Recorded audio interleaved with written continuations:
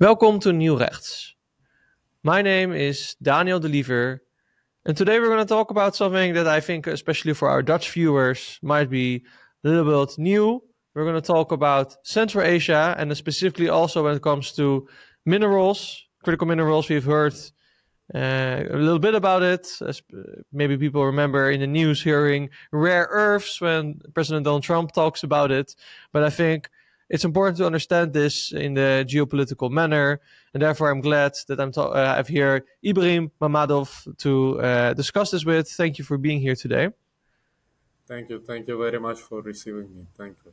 It's my pleasure to give my opinion on this topic. And maybe just so our audience also knows who you are, maybe you can give a short introduction about your background. I am currently a researcher at the Danube Institute, which is located in Budapest, Hungary. It's an institute that, along with being central right wing and covering the social and domestic issues, but it may also covers many geopolitical and international issues, where I focus particularly on the post-Soviet and Turkic world, with specific focus on Central Asia and Caucasus. And that's why it's my pleasure to be here to give my opinion to you. Previously, I worked in Azerbaijan. I grew up in Azerbaijan, and I worked in such institutes as the Institute for Development and Diplomacy, at the Caucasian Center for International Relations and Strategic Studies, and many others. So my experience comes from Azerbaijan and currently in Danube Institute as a researcher. Thank you. And I assume that, like me, most people in the Netherlands don't know much about Central Asia. And already in our short conversation before this interview, I said I even have some relatives, some from my wife's side, who actually are from Central Asia. So I have a little bit more of a background maybe than the average person, but still, maybe it's good to start with some things about Central Asia. And as someone who you now also live in Europe, in Budapest, what do you think is the biggest misconception people have about Central Asia? Well, to present first, I think the major thing is uninformedness. There is a lack of perhaps understanding of what region actually genuinely needs for its development. Central Asia, we obviously know that it's a region that has been previously under the USSR. But although it has gained all of the states in the region have gained the independence already 35 years, or close to 35 years, the major economic opportunity for greater economic independence from the Russian market actually came just in 2022, because Russia had to focus primarily on the Ukraine front. And this does not necessarily mean that those countries have started to decrease their economic interaction with Russia, but it effectively allowed to interact more with the European market, to greater extent with the Chinese market, and especially to get lots of investments from the Gulf. So the biggest misconception, perhaps, that I can say is many think that Central Asian countries are, diverting or decreasing their economic relations with Russia, but that's not the case.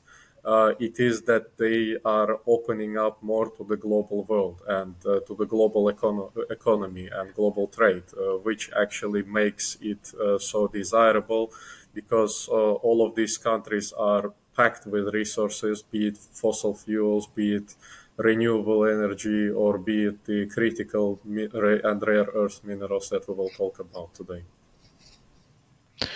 That's a good point to make. And maybe it's also good, maybe even as a semi-disclaimer, for you to tell maybe the audience why people from Europe, because of course we're now talking to a European audience, why they should even care about the geopolitical situation that we see in Central Asia.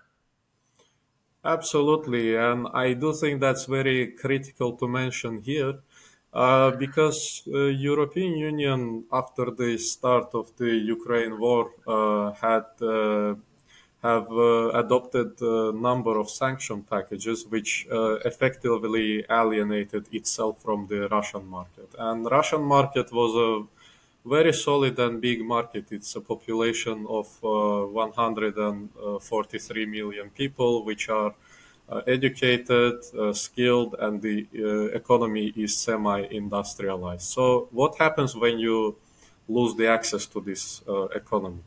You have to find alternative ways, and currently the European competitiveness is one of the biggest questions, the economic competitiveness. To foster this competitiveness, alternative market is a must. And here comes the critical point where you see the countries of the Turkic world, which includes primarily Central Asia. It will be the topic that we will discuss right now, but also Azerbaijan and Turkey. Combined, these countries have also around 140 million population, which is actually growing. It is rapidly growing in Central Asia specifically. Central Asia right now is around 70 million population, but it's expected to grow by 30% by the middle of our current century. So, like in 30 years already, it's growing very rapidly. Like Uzbekistan itself, it's growing 1 million each year, the population. So first of all, it's a growing consumers market, Central Asia in particular. Second, those people, our countries, most of them, they are post-Soviet countries, so the education level is the same as it was in Russia. And so it means that there are educated people, like in terms of general population, and also the skill level is also very similar to the Russian market itself. So if Europe is thinking of effective alternative markets to the lost Russian market, that's exactly the Central Asian and general Turkic market where the interaction can happen. And hence we can see massive growth in the Trans-Caspian trade in the last 3 years. That's a good point. And maybe it's also good to clarify, because of course you're also talking a lot about Russia, which is understandable, being post-Soviet countries. But as you know, there is now a very complicated relationship, to say the least, between Europe and between Russia. So when you talk about the geopolitical situation, how should Europeans understand the relationship difference that Central Asia has with Russia, and potentially how that will work out if the relationship becomes even better, for example, with Europe? Well, the major thing to understand here, Central Asian countries do not necessarily have, there is no bad perception of having economic cooperation with Russia or any other type of cooperation. The major thing here is saving the independence, to have more strengthened independence. And it means in general sovereignty. It doesn't mean particularly from Russia. These countries are newly independent and they do value to stay independent, be it military, be it economy, be it general interaction with other great powers. And the view of Russia does not necessarily, well, of course, it differs to an extent from the view of China or the US or the EU, because it is a former country which had all of these countries in the satellite, but still it is not a very crucial difference. These countries still cooperate with Russia economically. They don't decrease the cooperation, yet they welcome lots of different investments and trade opportunities from the European Union, from China, from Gulf, from India, and currently they seek the US market as well. The countries of the region, for example, Kazakhstan, Kyrgyzstan, and Tajikistan, they are part of CSTO, which is the military alliance led by Russia. Some of them are members of the Eurasian Economic Union. It's Kazakhstan and Kyrgyzstan. These are continuing, but at the same time, they are also preparing themselves for much greater interaction with the global market.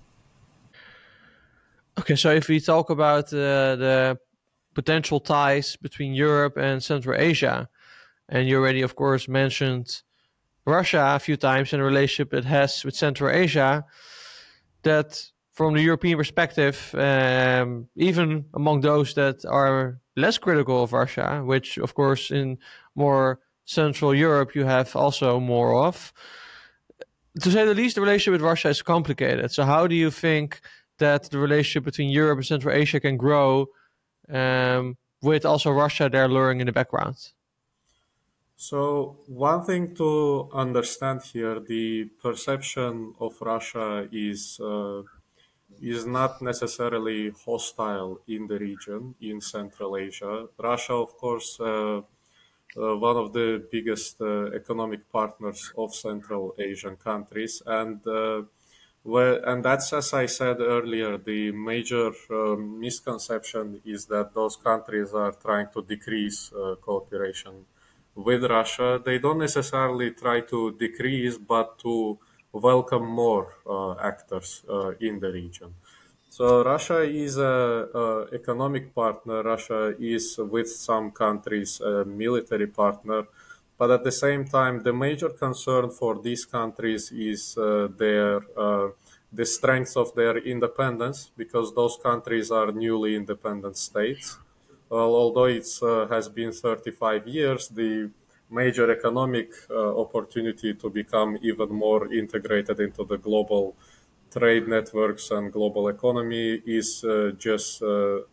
has come for 3 years after the start of Ukraine war. So the perception of Russia is not necessarily hostile. It's just this. It's very similar to the other greater actors in the region, like China or the European Union itself. And the major thing here to understand Russia is still an economic partner. Some of the countries are the members of the Eurasian Economic Union, led by Russia, such as the Kazakhstan or Kyrgyzstan, or the Russia-led military alliance, which is members of which in the region are Kazakhstan, Kyrgyzstan, and Tajikistan. But some of the others are effectively not joining those coalitions, the organizations such as Uzbekistan or Turkmenistan. So, again, as I say, the major thing here is to understand, as long as they are feeling effectively independent from any type of stronger influence of Russia into the domestic matters or influencing in the foreign matters, then they are good to cooperate with Russia. The main thing is here independence, and they don't necessarily view Russia as a hostile country. So the cooperation continues. Sometimes it grows, but at the same time, there is a genuine opportunity to be more integrated into the global economy, which is welcoming more the European market, Chinese market, Indian, Gulf, and potentially the US market as well. Thank you. I think that gives a little bit more of an overview, which is important now that we're going to talk about, you could say, the minerals. Before we talk about the geopolitical side, for people that are maybe not aware, why do we all of a sudden hear all over the world a lot of talks about these critical minerals? So what's their importance? Well, the major thing to understand here, although they are named critical and rare earth minerals, there are many countries which have them, but they became so important in this point. It's during the second term of Donald Trump, the U.S. president, and they became so widely spoken about because Trump brought them to the attention because, as we know, the current U.S. president seeks greater decrease in interdependence from China. And the main thing to understand earlier, the US has been importing in large quantities those critical and rare earth minerals from China. So US is now in search for alternative markets for those, and US is the biggest economic center of the globe right now. So obviously, them trading with other partners would generate very large trade revenue. Uh, and we can see the earlier tracks of that from the Energy Act that has been adopted in 2020 during the first term, the last year of the first term of the current president Donald Trump, where critical rare earth minerals has been mentioned as one of the issues of national security. Securing their diversification of the origin markets has been mentioned as one of the issues of national security because those elements are very critical for the manufactured products. But at the same time, the same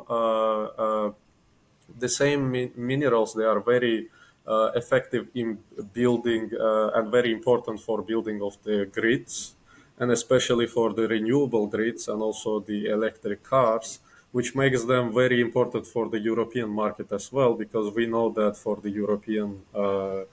EU, the Paris Agreement is still very strong, and European Union is pursuing the green policies, which will lead to greater generation of renewable energy.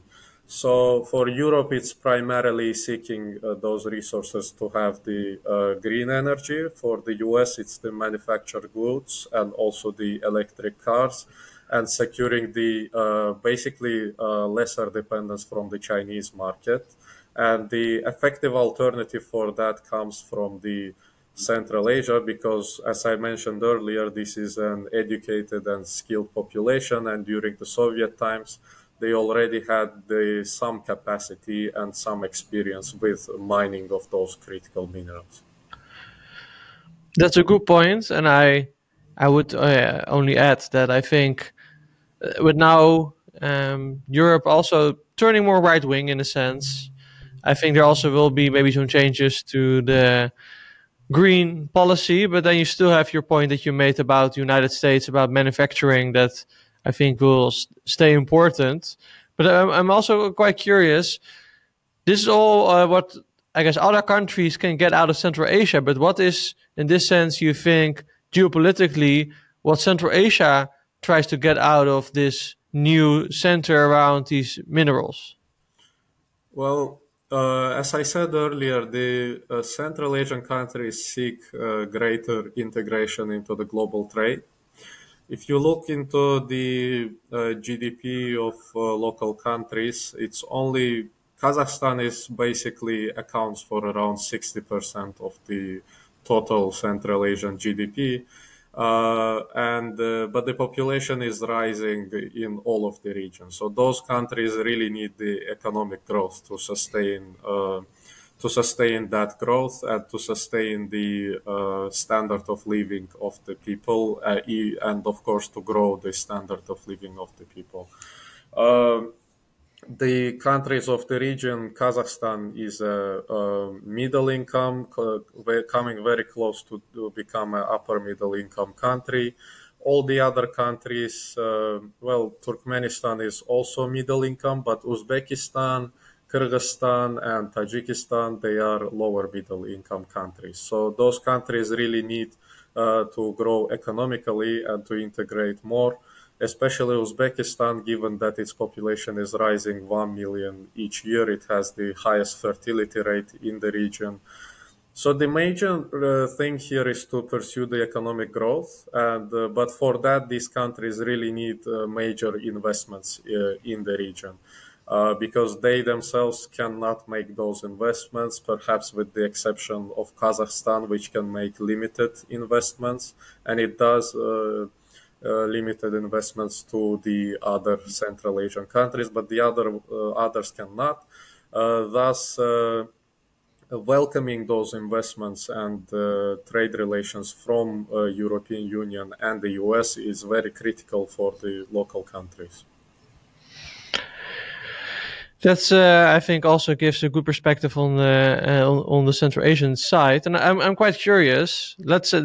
I guess we have established now that for many countries, including European countries, there is a need to, you could say, increase the relationship with Central Asian countries. How do you think that European countries are doing so far in this geopolitical landscape? Well, each experience is of course different. There is a different type of engagement where Hungary, for example, well, Hungary has very structured and deep relations, starting from the Eastern opening policy or from the second term of current Prime Minister Viktor Orban. They have very deep business ties and also produce now the local companies are also working with the companies in Central Asia to produce the know-how. And also Hungary is the only country which is a member to the European Union, which is also has some type of institutional links to the Organization of Turkic States, which is a local organization, local bloc, let's say economic bloc.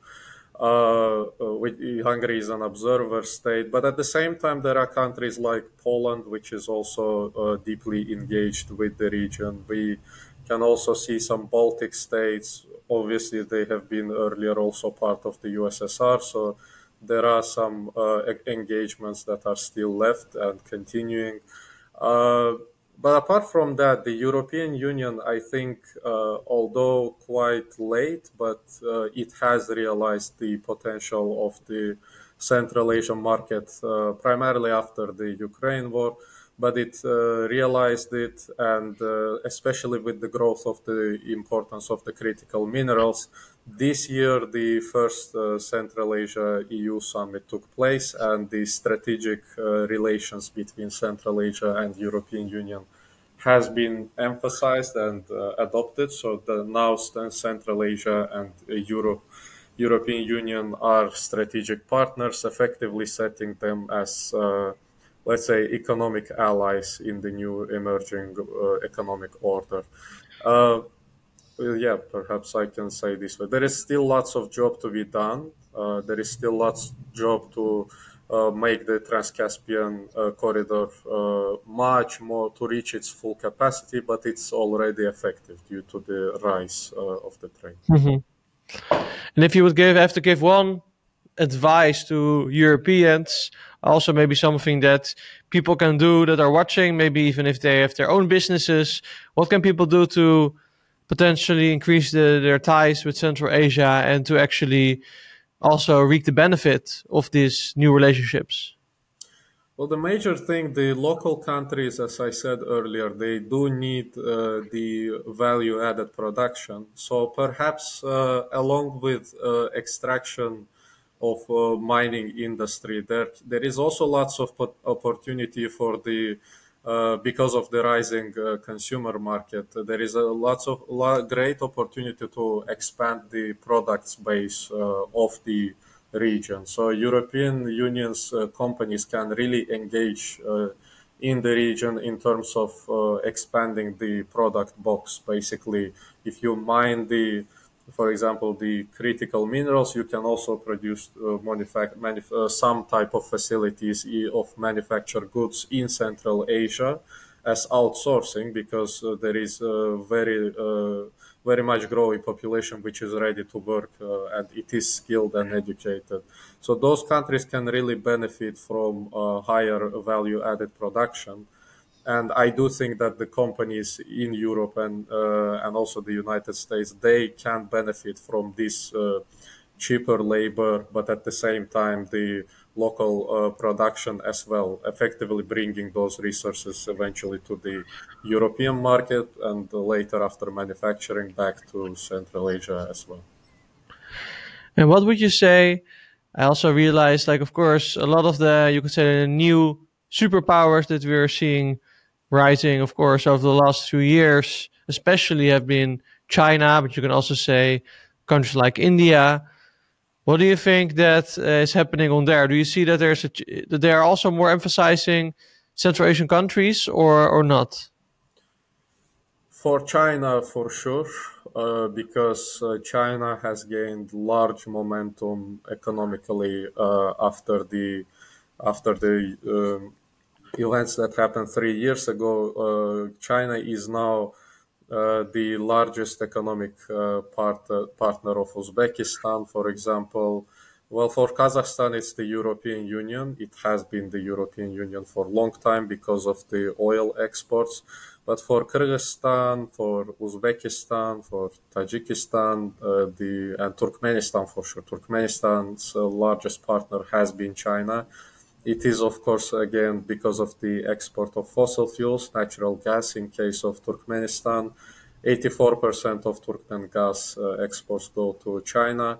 But when it comes to the local consumption, it's really the Uzbek market, the Kyrgyz market, and Tajik market, which are explored by Chinese more and more. All of them are explored, but these are the ones where it increases significantly its foothold. But also critical minerals also do play the role. Well, China realizes the incentive of the US to diversify the origin of critical minerals, and it's also started cooperation with Uzbekistan, for example, for the critical mineral extraction, such as the facilities in Namagan or Tashkent region. These are mountainous regions, and obviously mostly you can find the critical and rare earth minerals in the mountainous regions. It is starting the cooperation with Kazakhstan and Kyrgyzstan as well in terms of the critical minerals. For India, it is a region that is also gaining prominence. I've seen that Kazakhstan and India has launched the initiatives to explore greater extraction of titanium in Kazakhstan. So India is also exploring the local market, but perhaps the biggest drawback for India itself that it lacks the uh, capital resources. Well, in comparison to China, of course, the capital resources and its own manufactural capacity to really engage very deeply with the Central Asian market to actually offer as much as China does for the Central Asian market. So yeah, China is a big winner here. After the Ukraine war, China is deeply engaged, and China does realize the will of the US to diversify the origin market. So if the US really seeks the alternative origin markets, if the European Union seeks deep engagement with the origin countries of the critical and rare earth minerals, then the cooperation should rise fast because, yeah, China does realize that and they do engage. Great. Very interesting to hear. And if you would have one, prediction of what will happen, and you could say the geopolitical situation revolving around Central Asia for the upcoming future, what do you think is something unexpected that people should be looking out for? Well, unexpected, it's very hard to always think about unexpected things about Central Asia because this region is primarily ruled by very pragmatic leaders, which do not seek very utopian policies that would change or bring great shift. Uh, Perhaps I would probably go with those countries will definitely be much more integrated into the global economy. I do see Kazakhstan's economic rise if it effectively manages to shift. Well, the middle income curves, the 12,000 Hmm. per capita GDP. Many countries do stall when they reach that number.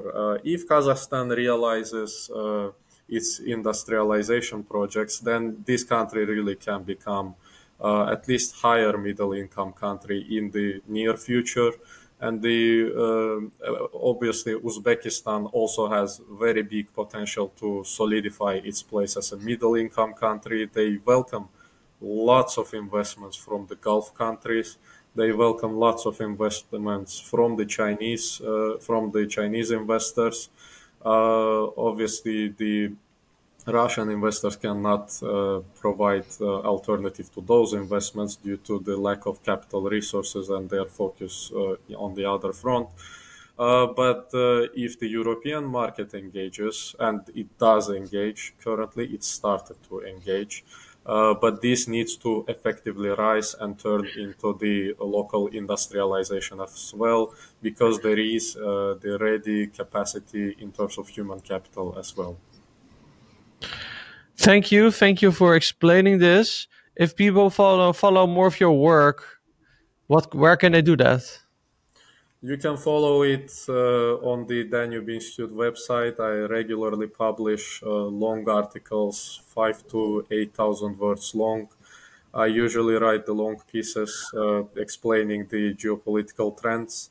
You can follow it on the Danube website and also on the Hungarian conservative platform for the shorter pieces, where I cover the latest news and how they relate to current geopolitics from Central Asia and Caucasus, obviously.